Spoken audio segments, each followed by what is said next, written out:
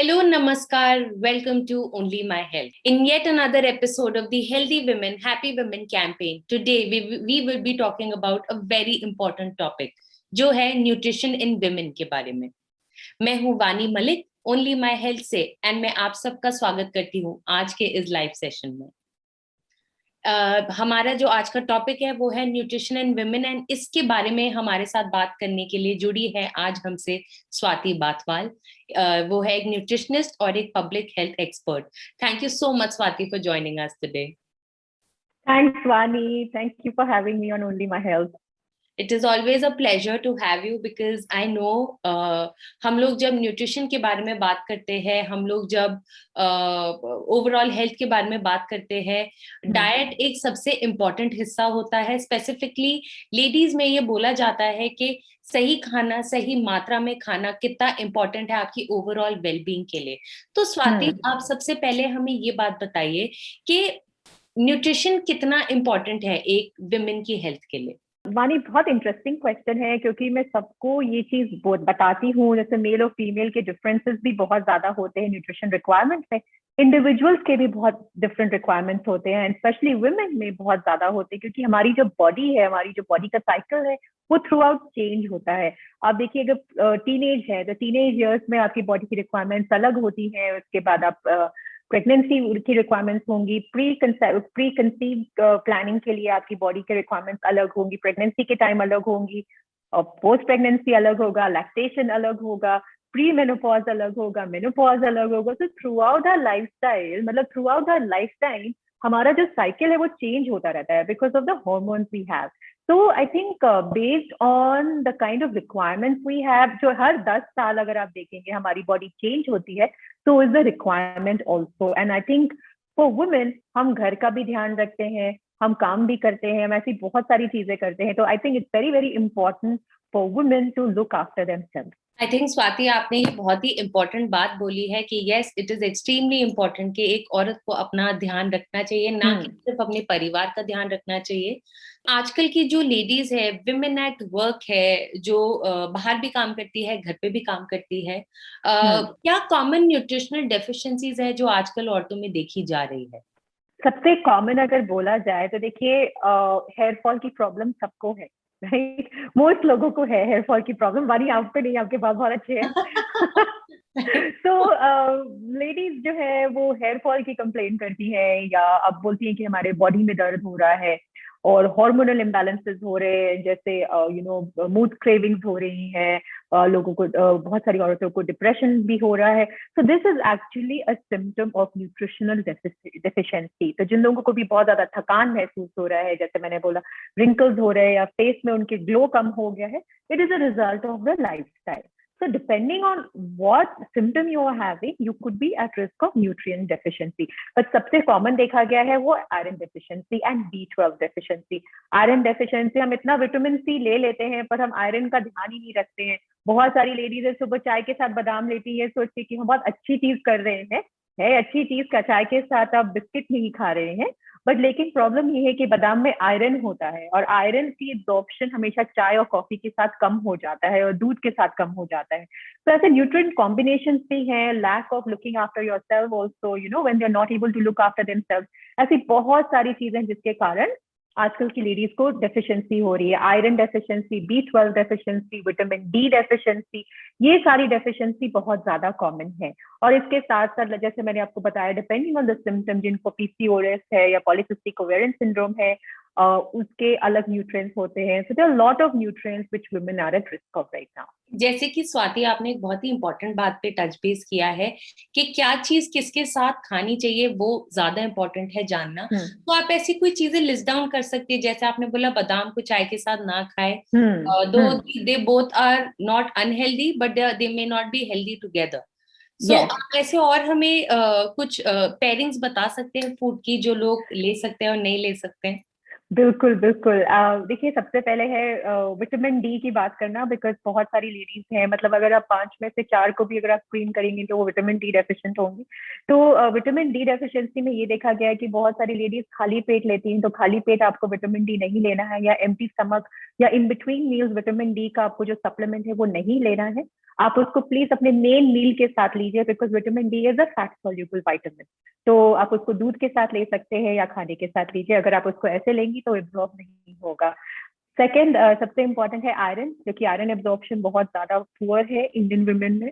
तो iron absorption के लिए आप प्लीज उसको विटामिन सी रिच चीजों के साथ खाइए। और हमारी अगर इंडियन थाली भी देखेंगे वानी आप, दाल के साथ हमेशा हम उसके ऊपर नींबू डाल देते हैं या उसके ऊपर हम धनिया डाल देते हैं, और हर खाने के साथ चटनी जरूर होती है।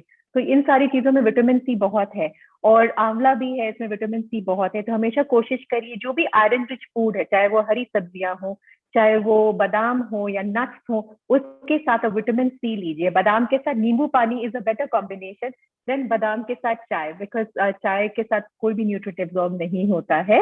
और B12 भी देखा गया है, B12 का जो विटामिन होते हैं, विटामिन B12 जो है वो फ्रूट्स के साथ ज्यादा बेटर एब्जॉर्ब होता है। ये सारी चीजों का ध्यान रखना लेडीज को बहुत ज्यादा जरूरी है।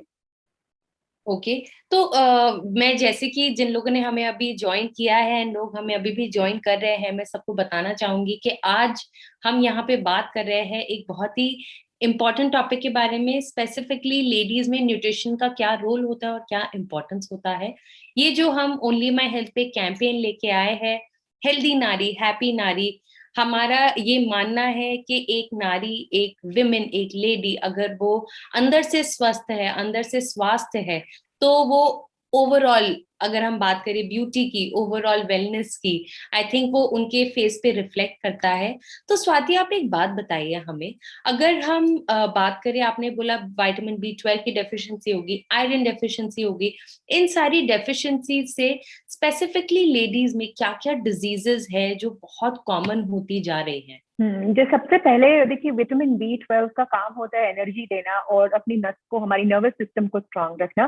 तो उन दोनों पे डेफिनेटली इम्पैक्ट करता है। और वो विटामिन B12 का काम है कि वो हमारे एनीमिया से, विटामिन B12 एनीमिया से बचाता है। तो लेडीज को जैसे बहुत ज्यादा थकान होता है, और जैसे मैंने आपको बताया सबसे ज्यादा कॉमन सिम्टम है बाल झड़ना, या बहुत ज्यादा टायर्ड फील होना, या थोड़ा नर्वस जो इशू होती, जो नर्वस, जिनको नर्वस टेंडेंसी ज्यादा होती है, ये हो सकता है। जैसे कि बीमारियां अगर हम बात करें, आपने विटामिन B12 बोला, एनर्जी रिलेटेड हो गया, और ऐसी कोई आयरन, बीमारियां है, आयरन हो गई, ऐसी और कोई बीमारियां है जो स्पेसिफिक हाँ न्यूट्रिशनल डेफिशिएंसीज की वजह से होती है?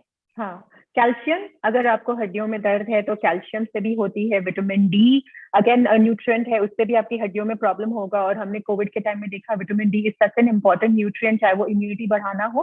तो जी। विटामिन डी हो गया, कैल्शियम हो गया, आयरन हो गया, विटामिन B12 हो गया, ये स्पेसिफिकली वुमेन के लिए बहुत ज्यादा इंपॉर्टेंट है। और सबसे ज्यादा आजकल कॉमन हो गया है वो है polycystic ovarian syndrome, which is PCOD। जी।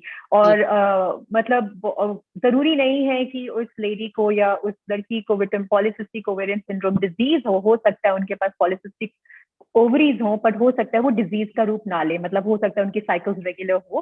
तो polycystic ovarian syndrome is also very very common these days. और जो होता है जैसे जंक फूड हो गया या बहुत ज्यादा अल्कोहल लेना हो गया, इन सारी चीजों के कारण भी होता है। कार्बोहाइड्रेट, अगर आप प्रोसेस कार्बोहाइड्रेट लेते हैं, जैसे आप मैदा बहुत ज्यादा खाते हैं या बाहर का खाना खाते हैं, बर्गर्स, वो भी होल मतलब बर्गर्स जो भी है वो भी अच्छी क्वालिटी के बर्गर्स नहीं खाते। बर्गर्स खाना चाहिए बट घर का बर्गर ज्यादा अच्छा होता है। तो वो सारी चीजों के कारण पॉलिसिस्टिक ओवेरियन सिंड्रोम भी बहुत ज्यादा कॉमन है। हड्डियों का दर्द बहुत ज्यादा कॉमन है लेडीज में, वो बहुत ज्यादा कॉमन होता है। बाल झड़ना, जैसे मैंने आपको बताया, it is also a symptom, because I think for a woman, for us to look beautiful is also very very important, क्योंकि इससे आपका सेल्फ कॉन्फिडेंस बढ़ता है। और वही मैंने देखा है कि इतने लोग हैं जो, और वही मैंने एक वीडियो भी किया हुआ है मैं इसके साथ, वो है कि ये हेयर फॉल को करे बाय बाय, जो सीरीज की थी हमने। तो आई जी। थिंक हेयर फॉल में सबसे पहले दिखता है, क्योंकि अगर आपको कोई भी डेफिशिएंसी होगी, आपके नाखून बहुत जल्दी टूटेंगे। बहुत से लेडीज को इरेगुलर साइकिल भी होते हैं, बहुत पेनफुल साइकिल भी होते हैं मेंस्ट्रुएशन के टाइम पे। So these are also some of the issues what women they face. But most common are fertility, which is very very common, and obviously फिर consequences of fertility can be increased weight gain also and a lot of other things. तो I think overall ये तो बहुत ही important है जो हमें लोगों को आप जो बता रही हैं कि अच्छा खाना खाना, सही मात्रा में खाना, सही ढंग से खाना is very important, specifically for women, because they go through a lot of changes when it comes to family planning, monthly cycles. I think बहुत स्ट्रेस Yeah. होता है जो बॉडी एक्सटर्नली तो बात अलग है, I think internally the body changes a lot.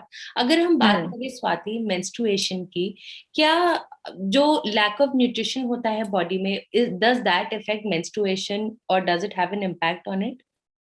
Definitely, because अगर देखिए, अगर आपका आयरन, अगर आपके बॉडी में आयरन कम है और आपका आयरन का फ्लो ज्यादा है, then obviously you will not be able to cope up during a menstruation cycle. आपको बहुत ज्यादा थकान फील होगी, you will be lethargic. Lot of women they have headache also, and सर दर्द जो होता है वो लैक ऑफ आयरन के कारण भी होता है। So that is one thing. Second is vitamin D. देखा गया है कि वो आपके जो क्रैम्प्स होते हैं उससे आपको प्रोटेक्ट करता है। So that is also very very important for you.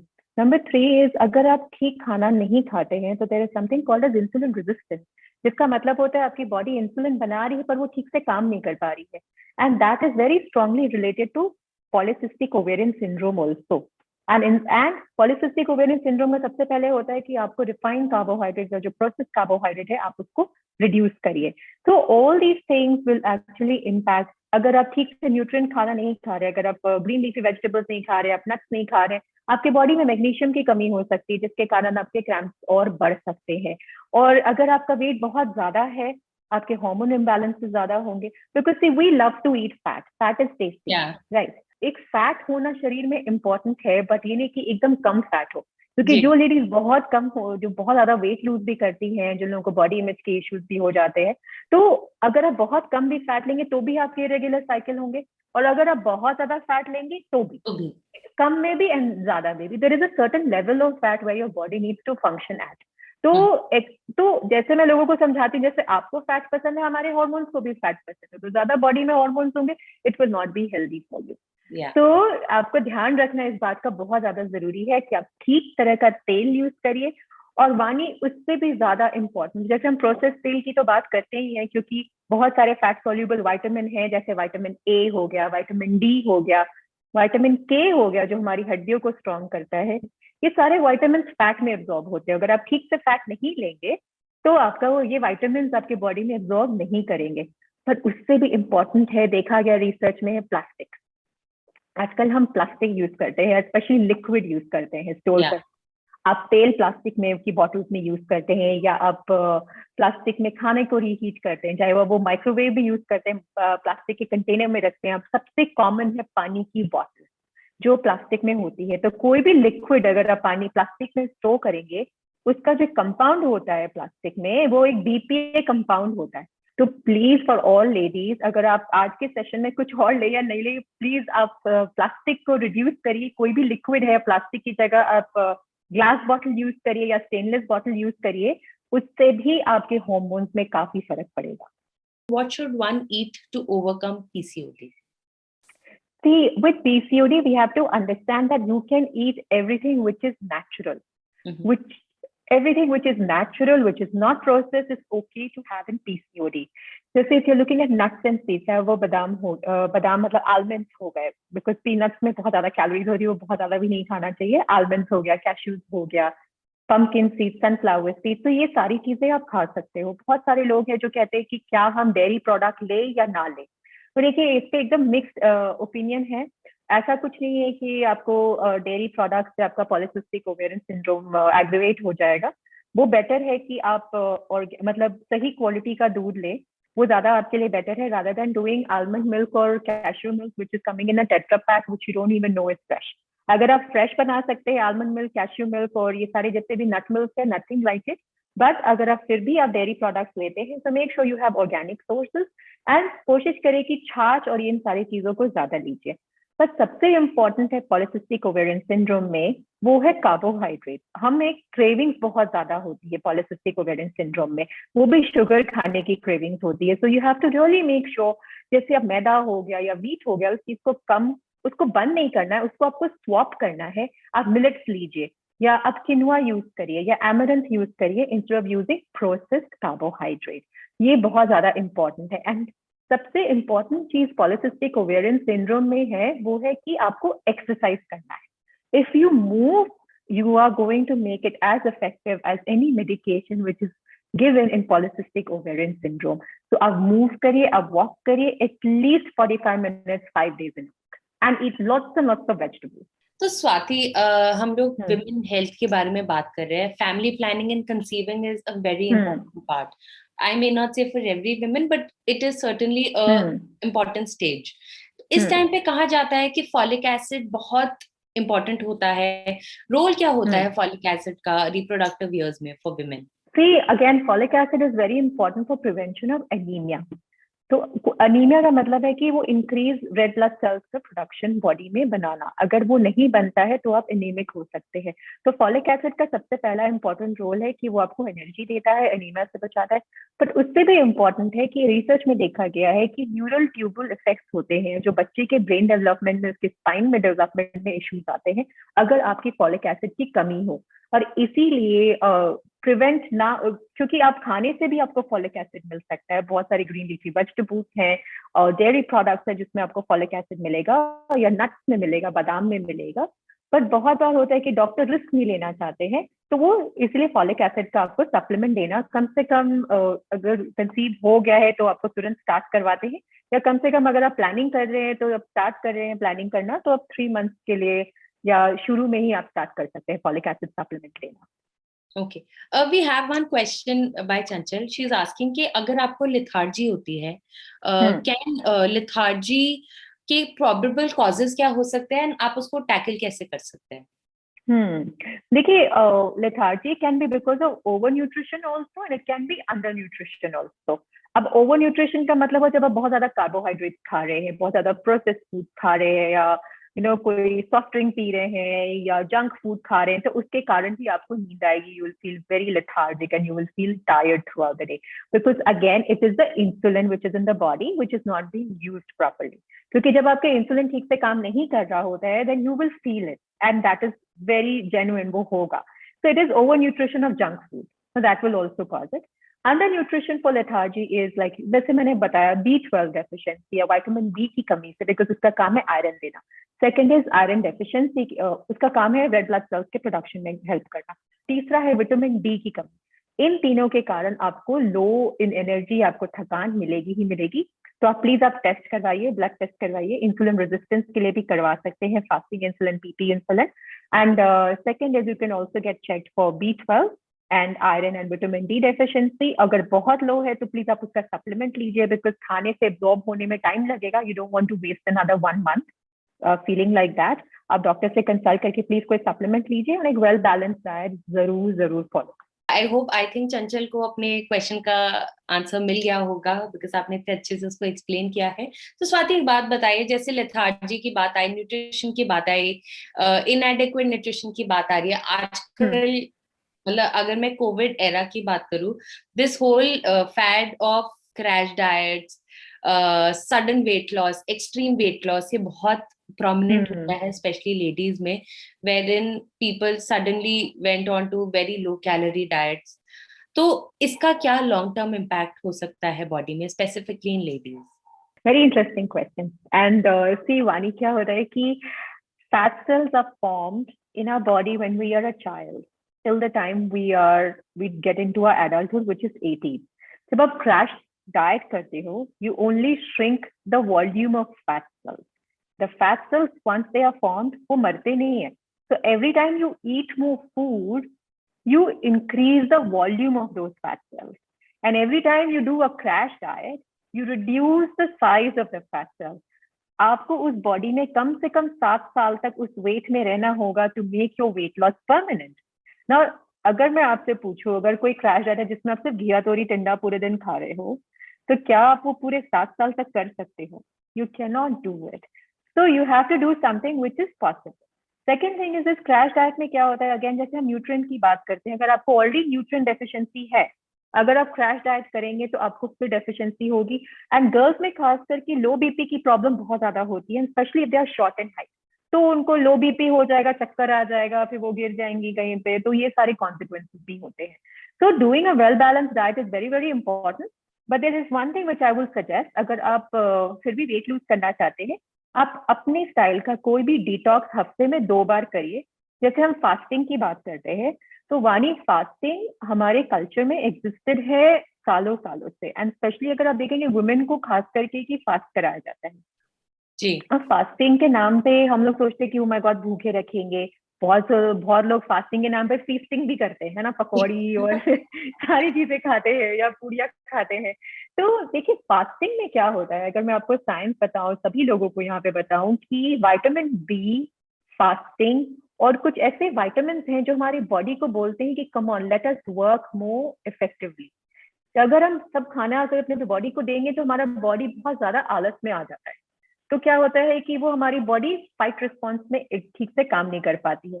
इसका कहने का मतलब ये है कि जब आप अपनी बॉडी को थोड़ी देर तक रिस्ट्रिक्ट करते हैं, हमारी बॉडी ज्यादा बेटर हील होती है। हमारा जो इंटेस्टाइन है, हमारा जो गट लाइनिंग है, वो इतना लंबा है, तो it takes about 70% of a total energy in digesting our food. So when you are fasting, you give your body some rest. So give your body some rest, and that energy is being used in healing. So you repair your body. Your body tends to repair better. Your body tends to work better. So that is the reason fasting is very important. Now मैं ये नहीं कह रही कि कल से आपसे water fast करो, क्योंकि बहुत सारे लोगों को शुरू शुरू में देखिए चक्कर भी आता है, उनको एसिडिटी होती है, उनको हेडेक भी होता है. That is all the toxins getting out of your body. You या can stay without food for 2 to 3 days, nothing will happen to you. अगर आप बहुत बहुत दिन से फास्ट कर रहे हैं तो आप जूसेस भी, फ्रेश जूसेस भी ले सकते हैं, सब्जियां खा सकते हैं उस दिन। और अगर आप बहुत एक्सपर्ट है तो आप वाटर फास्ट भी कर सकते हैं, बट वो मैं आपको भी रिकमेंड नहीं करूंगी ऑनलाइन। तो बेस्ट इज कि 2 दिन हफ्ते में कोई भी 2 दिन आप अपने बॉडी को रेस्ट करिए, रिलैक्स कीजिए, इससे आपकी बॉडी रिपेयर भी होगी। और कंसल्ट करके अपने डॉक्टर से इस चीज को फॉलो करिए, इस पर्टिकुलर फास्टिंग को, जो भी है। It is going to be good for you rather than doing something which is crash. Okay, I think ये आपने बहुत इम्पोर्टेंट बात एंड बहुत ही एसेंशियल टिप्स दिए हैं, because it's easy for people to go on any sort of diet, but लोगों को आजकल पता नहीं रहता है क्या डाइट उनके लिए एक्चुअली सूटेबल है और क्या नहीं है। तो Swati, we have this one question. हमारे रीडर है अनुराग, वो पूछ रहे हैं क्या केसर समर में खाया जा सकता है, अगर हाँ तो कैसे? बिकॉज बोलते हैं केसर की तासीर गर्म होती है, is it okay to have it in summers? If you have kesar, maybe 2 strands अगर आप केसर के लेते हैं, एवरी सेकेंड डे या थर्ड डे लेते हैं, उसमें कोई प्रॉब्लम नहीं है। अगर आप चावल बनाए, आप उसमें थोड़ा सा केसर डाल सकते हैं, बट ये है कि आप उसको बहुत ज्यादा कॉन्सेंट्रेटेड फॉर्म में मत लीजिए। जैसे केसर में पानी में भिगो करके अगर आप उसको पी रहे हैं तो वो काफी स्ट्रांग हो जाता है। आप उसको हफ्ते में 2-3 बार आप बीच बीच में ले सकते हैं। केसर एक्चुअली इट्स वेरी गुड वानी, रिसर्च में ये देखा गया है। और अनुराग जी को भी मैं बता दूं कि केसर में एक ऐसा कंपाउंड होता है जो एंजाइटी को रिड्यूस करता है। तो रिसर्चर्स अमेरिका में उन्होंने ये देखा कि केवल आप केसर को स्मेल भी करेंगे तो आपकी एंजाइटी को वो कंट्रोल करता है, and it is as equivalent to any anti anxiety medication. So kesar is good for you, but in summers maybe 2 to 3 times in a week, not more than that, and don't उसको concentrate करके, जैसे मैंने बोला, वैसे मत लीजिए आप। Okay, तो स्वाति, आप एक बात बताइए, अगर हम सप्लीमेंटेशन की बात करें और हम लेडीज की न्यूट्रिशनल नीड्स के बारे में बात करें, तो what are the must have supplements for women to tackle body की डेली वेयर एंड टेयर को? Very interesting question. सबसे पहले वानी, जब तक लेडीज का गट ठीक नहीं होगा, जब तक आपका पेट ठीक नहीं होगा, आपके कोई भी न्यूट्रिएंट्स एब्जॉर्ब बॉडी में नहीं करेंगे। तो gut health is very important for any women. अगर आपको एसिडिटी की प्रॉब्लम है, बहुत ज्यादा आपको ब्लोटिंग होती है, तो आप प्लीज आप अपने गट को फिक्स करिए। आपका गट फिक्स होगा तो सारे न्यूट्रिएंट्स, गट फिक्स तो हेल्थ फिक्स, सारे न्यूट्रिएंट्स आपके एब्जॉर्ब होंगे। तो उसके लिए जैसे आप छाछ लीजिए, बहुत अच्छा समय आ गया है, गर्मी आ रही है, आप छाछ अच्छी तरह से पीजिए। आप फर्मेंटेड फूड जैसे ढोकला लीजिए, क्योंकि इन सारी चीजों में जितने भी फर्मेंटेड फूड्स है वो B12 में भी रिच है, तो आपको B12 भी मिलेगा, वो अच्छे से एब्जॉर्ब भी होगा। एंड रही बात सप्लीमेंट्स की, as long as you follow a balance diet, vitamin B12 and vitamin D, ये 2 ऐसे न्यूट्रिएंट्स हैं जो कोई भी लेडी को थ्रू आउट लाइफ में लेना चाहिए। मेंटेनेंस, चाहे वो वंस इन अ वीक ही हो, पर वो मेंटेन करके रखना बहुत जरूरी है। अगर आप प्री प्रेगनेंसी के उसमें फेज में है तो प्लीज आप फॉलिक एसिड जरूर लीजिए। आप अपने आयरन लेवल्स और ये सारे न्यूट्रिएंट लेवल्स को प्लीज आप बैलेंस में रखिए। रही पोस्ट जैसे अगर आप देखेंगे कि मेनोपॉज के टाइम पे बहुत सारी लेडीज इनको हॉट फ्लशेस होते हैं, तो उन लोगों के लिए बोला जाता है कि आप थोड़ा सा कैल्शियम लेना शुरू कर दीजिए, या ओमेगा 3 लीजिए। Omega 3 is very very important for them at that time. Omega 3 is also very important for all the ladies, but natural source of omega 3 is much better. So depending on the phase, you will need those nutrients. चाहे वो आपको पर, लेकिन B12 और vitamin D आपको through out लेना है. और रही बात पोस्ट मेनोपॉजल, उस समय आपको कैल्शियम, मैग्नीशियम, विटामिन डी, ये तीनों. एंड हमेशा याद रखिए कि too much of calcium is also not good for us, because वो डिपॉजिट हो जाता है हमारी आर्टरीज में, विच इज नॉट गुड. तो उस चीज को अवॉइड करने के लिए हमेशा K2, विच इज विटामिन के, वो लेना चाहिए, जिससे कि वो डिपॉजिट ना हो एंड कैल्शियम आपके बोन में इंटैक्ट रहे. So vitamin K2, calcium, vitamin D, these three are very very important, and magnesium also for post-menopausal women. पर उसके पहले आपको देखना है कि आपके symptoms क्या है. Those women who have got lot of cramps, जैसे अगर बहुत ज्यादा उनके पेट में दर्द होता है during this cycle, then probably आप सौंठ ले सकते हैं, जो ड्राई जिंजर पाउडर होता है, वो एक चुटकी भर आप ड्राई जिंजर पाउडर लीजिए थोड़ा सा वार्म वाटर में. Have it 3 times in a day, आपकी क्रैम्पिंग कंट्रोल में आएंगी. फ्रेश वेजिटेबल जूसेस लीजिए, आपके क्रैम्प्स कंट्रोल में आएंगी. So these are the things which women should look at depending on the symptoms. Okay. जैसे कि स्वाति, एक और बात हम लोग अभी I think it's important for us to talk about it. लोग को लगता है सप्लीमेंट्स बिना डॉक्टर के एडवाइस के आप ले सकते हो. इट्स नॉर्मल टू हैव, क्योंकि सप्लीमेंट्स ही तो है, कोई मेडिसिन नहीं है. तो आपका क्या कहना है इस बारे में? देखिए, सबसे पहली चीज है कि अगर आप मुझसे पूछेंगे तो सप्लीमेंट लेने की, अगर आपका वेल बैलेंस डाइट है, जैसे मैंने बोला विटामिन B12 एंड डी के अलावा आपको कोई भी सप्लीमेंट लेने की जरूरत पड़ेगी ही नहीं. पर हमारा लाइफस्टाइल आजकल ऐसा हो गया है कि हमें सप्लीमेंट लेने की जरूरत पड़ ही जाती है. बट अगेन, सप्लीमेंट लेने का हमें तब लेना है जब हम orally we can't meet the requirement, जब हम डाइटरी वाइज जब हम उस चीज का रिक्वायरमेंट नहीं ले पाते हैं. बहुत सारी लेडीज है जो हमारे पास आती हैं जो बॉर्डर लाइन आयरन डेफिशिएंट है, तो उनको बोलते ठीक है आप खाने का एब्जॉर्प्शन बढ़ाइए, आयरन का अपने खाने में चेंजेस लाइए, वो आपका बढ़ जाएगा. पर लेकिन अगर आप बहुत कम है, तब अपने डॉक्टर से पूछ करके तब आयरन का आप सप्लीमेंट लीजिए. जरूरी नहीं है कि आप सप्लीमेंट लें तो आपके लिए बहुत बेनिफिशियल होगा. एक तो आपको देखना है कि वो क्वालिटी, क्या वो सप्लीमेंट की क्वालिटी सही है या नहीं है. और उसमें भी अगर आपको दिखता है, जो भी टारगेट रेंज दिखता है, वो जरूरी नहीं है कि उस सप्लीमेंट में हो सकता है उसका हाफ हो. It's not necessary that taking too much of supplement will be beneficial. And most importantly, you will end up in loading excess supplement in your body, which is not good for you. Excess nutrient is also not good for us, because at the end our body has to get rid of it. A lot of times the body cannot. Only water soluble vitamins can get through our body. Others will have an overload in our body. So do not take any supplement without asking your doctor. Okay, I think we cannot stress less on this fact. Swati ने बहुत ही important बात पे stress डाला है, because being an expert, I'm sure आपके पास बहुत लोग आते होंगे अपनी नीड्स लेके, अपने वरीज को लेके. तो स्वाति, अगर हम एक चेकलिस्ट के बारे में बात करें कि अगर एक लेडी को हेल्दी रहना है तो उसको सुबह से रात तक उसका basic schedule in terms of diet and nutrition कैसा होना चाहिए? तो अगर हम चेकलिस्ट की बात करते हैं वानी, so there are three few things which a lady should have every day. Fruits, कम से कम 2 से 3 fruits every day. अब पूछेंगे कि कौन सा फ्रूट बेटर है, कौन सा नहीं है. Anything which is natural, anything which is seasonal is good for you, including mango also. आप आम भी खा सकते हैं as long as it is in the season. But have different colors, because ये फ्रूट्स के जितने, वेजिटेबल्स के जितने भी कलर्स होते हैं, जो नेचुरल कलर्स होते हैं, ये हमारी बॉडी को डिफरेंट तरीके से इम्पैक्ट करते हैं. तो please have 2 to 3 different fruits. जैसे अगर आप जैसे येलो हो गया, येलो या ऑरेंज, ये हमारी आंखों के लिए बहुत ज्यादा अच्छा है. ये हमारी ब्रेन, पर्पल हमारी ब्रेन के लिए बहुत अच्छा है, हमारी हार्ट के लिए बहुत अच्छा है. व्हाइट, जो भी कलर के व्हाइट, जैसे मशरूम्स हो गए, कॉलीफ्लावर हो गया, ये हमारे कोलोन के लिए, गट के लिए हमारे लिए बहुत इंपॉर्टेंट है. तो mix and match, that is very very important. I mean to have fibre, वो आपको फ्रूट से मिलेगा.